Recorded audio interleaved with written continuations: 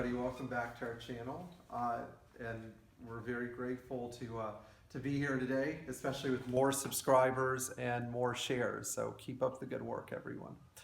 We had a question about V-belts, and this is a topic I love to discuss. Now, basically every Mercedes up to 1984 used V-belts, and every V8 Mercedes up to 1990, 91 used V-belts. When Mercedes came out with the M119 engine, they got rid of the V-belt and replaced it with a serpentine belt. And the M102 engine and the 201, the 124, and the M103 engine and the 201, the 124, the 126, all used serpentine belts. So most 102 engines that came to the United States had a serpentine belt attached. But V-belts are still very important. And one thing that every car in the shop right now has in common is that it uses V-belts. So first of all, how to install V-belts? Well, the basic premise is that every accessory in a Mercedes has 2 or 3, keyword, 2 or 3 mounting points that have to be loosened and a mechanical adjuster to go with it.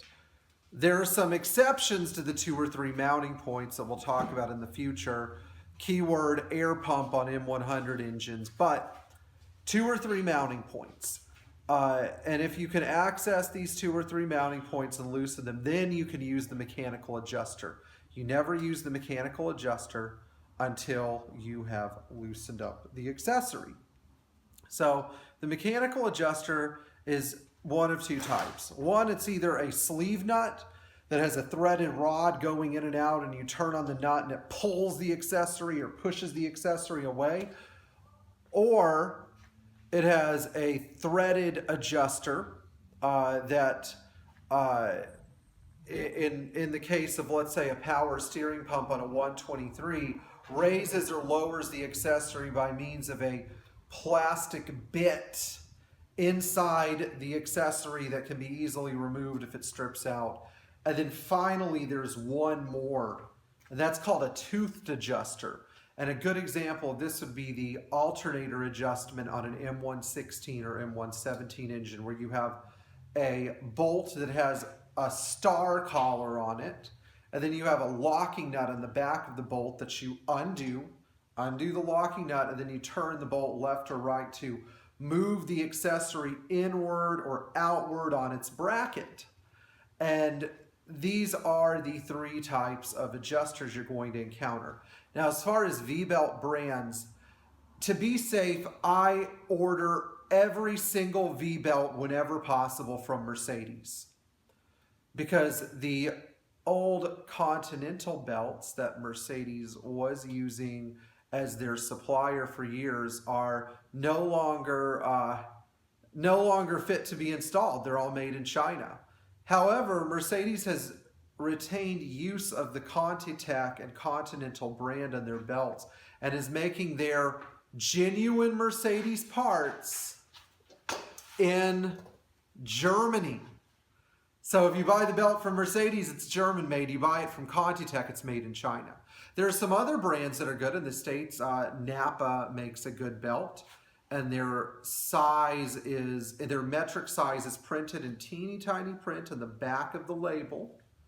And then I also love another brand called OptiBelt.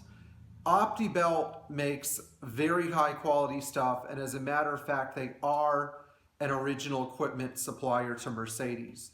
Other rarely used original equipment suppliers to Mercedes include Dayco, and also, let's see here, Gates. Gates is another one, but while Gates belts are pretty good and they supply parts to Napa, Dayco belts are not. The Dayco branded belts that Mercedes uses are not available for purchase at local auto parts stores. And as a matter of fact, most Dayco belts are junk. So if If you want more information about belts and which belts to use or not use, please let us know. And if you want information about the specific adjustment of an accessory, also let us know. And in the meantime, keep subscribing, watch the videos all the way through because we appreciate it. It really helps us, and enjoy your Mercedes.